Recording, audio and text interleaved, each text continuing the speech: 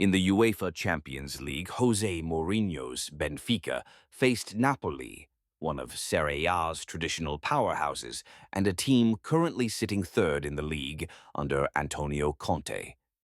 Against such a strong opponent, the key question was how Mourinho would approach the game and what kind of tactical plan he would implement. The result was a 2-0 victory for Benfica. In this match, Mourinho prioritized efficiency over possession, focusing on building a compact and resilient defensive structure. As a result, Benfica recorded just 40% possession. Despite this, they outperformed Napoli in attacking metrics, registering 13 shots to Napoli's 9 and 5 shots on target, compared to Napoli's 2. This suggests that Napoli struggled to find solutions to break through Benfica's defensive block. In this analysis, we will examine the defensive structure Benfica used to neutralize Napoli, as well as the counter-attacking mechanisms that emerged from their defensive organization.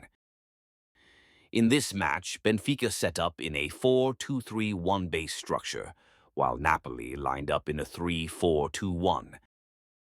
In possession, Napoli frequently morphed into a 3-3-4 structure, with McTominay making forward runs into the attacking line to exploit the half spaces.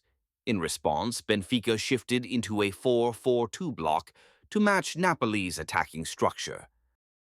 When Napoli established sustained possession in the final third, they further adjusted into a 2-3-5 shape, adding more numbers to the attacking line.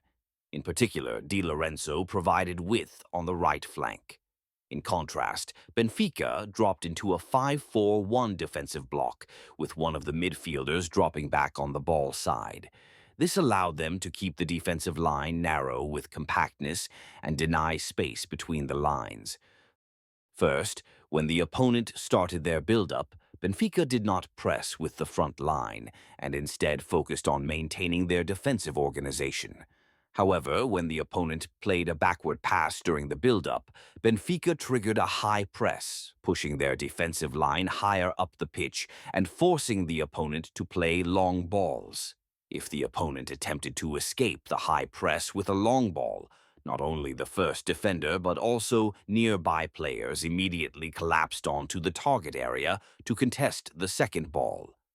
When the opponent entered the mid-third, Benfica shifted into a mid-block press. In this phase, they consistently maintained a compact defensive block.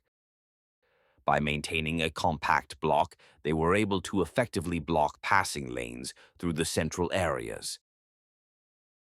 If the opponent managed to progress the ball into Benfica's defensive third, one of the midfielders dropped into the defensive line. As a result, even when the opponent tried to exploit the wide areas, they struggled to create space in those zones. In addition, when Napoli progressed the ball to the flank, Benfica created a 2-versus-1 situation by having one fullback and one midfielder or winger combine to press the wide attacker, preventing Napoli from exploiting these areas effectively. During attacking to defensive transitions, the first defender engaged the possessor, while the other defenders narrowed the defensive line to close off the central corridor. This example shows that the first defender allowed the cross, while the rest of the defenders formed a narrow defensive line inside the box, enabling them to regain possession easily from the cross. This highlights how effectively Benfica followed their defensive principles and how well the team was drilled under Mourinho. The final scene shows a counter-attacking situation.